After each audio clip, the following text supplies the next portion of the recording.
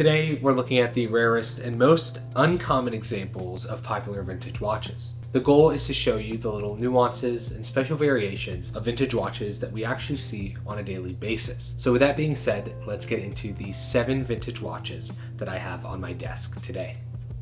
The first one is a favorite for many. It's the musty Cartier tank. Today I have a classic Bourdeaux manually wound tank, and this isn't the special one, even though it is in phenomenal condition. However, I had to have it on my desk because I wanted to compare it to the one we have here. This is a true red Cartier tank, produced in very few numbers during the manually wound era of the musty Cartier tank. This one features a bright red dial that matches perfectly to the Cartier boxes from the same era. It's a pretty rare Cartier tank, and it's so cool to have it right next to a Bourdeaux dial to show you guys the difference. I would love to know what you guys like more, the classic Bourdeaux dial or this phenomenal true red dial. Next is another watch we source regularly for the watch shop. It's the Audemars Piguet Ultra Slim. The majority of these watches feature a precious metal case and are fairly common. This one, on the other hand, is a very rare example of the Ultra Slim. The case is not only steel, but it's also two-tone with a yellow gold bezel, a very rare version, the first one we've ever had in the watch shop. This one is from the 1970s with the correct bubble case back and the cabochon crown. It even comes with its original strap and steel buckle.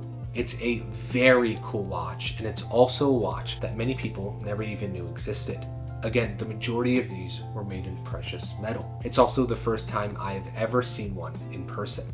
Another classic is a Rolex Datejust, and if you know anything about vintage Rolex, then you know there are so many little things to look for when collecting the brand. This one that we have here is a reference 1601, a pie-pane dial from 1973.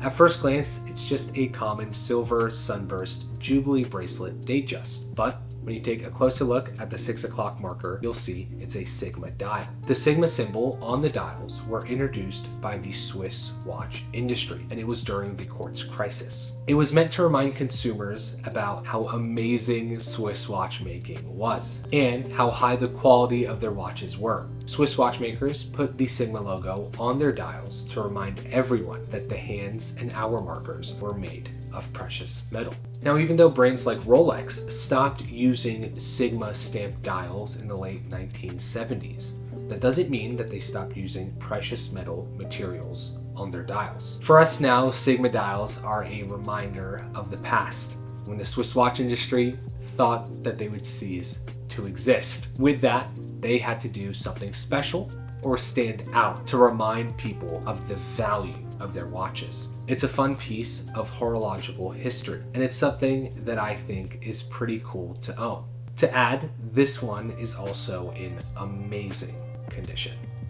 Here we have the Rolex reference 16234. The neo-vintage era of the Rolex Datejust. What makes this specific example so special is the Tapestry dial. This finishing was only produced for 2 5-digit references, with the sapphire crystal, like this one, and the plastic crystal Datejust. The Tapestry dial is much more rare than a brushed or linen finished Datejust dial, and like those dials, it also comes in a variation of different colors. Tapestry dials have vertical ridges that are cut into the dial itself to give it a 3-dimensional effect. And because of this finishing on the dial, it reflects light in a very unique way, and it has a look to it like no other Datejust dial. It's a personal favorite of mine because of how it plays with the light. I love vintage Datejusts, and especially dials like this one.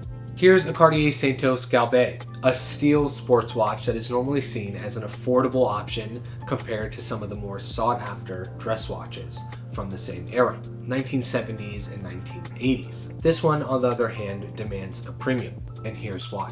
It's a limited edition reference 2319. It was produced in 2002, and it was also produced in a limited number of only 2,000 pieces. This one was made for the SIHH trade show in Asia. It features a unique gray dial with large loomed Roman numerals, and it's also the only Galbee to feature no date window on the dial at all. In my opinion, this is the best Santos Galbee dial by far, and especially when you think about it being the only reference with no date window.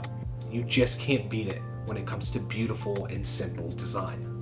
Let's end things off with a hidden gem, a rarely talked about Patek Philippe. Not many people even know that this one exists. It's a Patek Philippe Ellipse. It's a reference 3948J. While the majority of these examples featured a classic lacquer Patek dial, this one features an Enamel-Ivory dial. This is a very unique version of the Ellipse. These examples are rarely ever seen, and when they do come up for sale, they are scooped up right away by Patek collectors. I am always looking for the reference 3948, especially with the enamel dial like this, and I have only been able to find one in my search. What do you think about this watch? Does it deserve the premium? And do you think that this dial is as special and as beautiful as I think it is? So, those were just a few watches from the watch shop that had something special or rare to them. It was just a simple reminder for you when you're hunting or searching for your next vintage watch. Make sure you look for something fun. Look for something that not everyone is looking for or is looking at. With a lot of vintage watches, it's hard to find a similar model or example as another.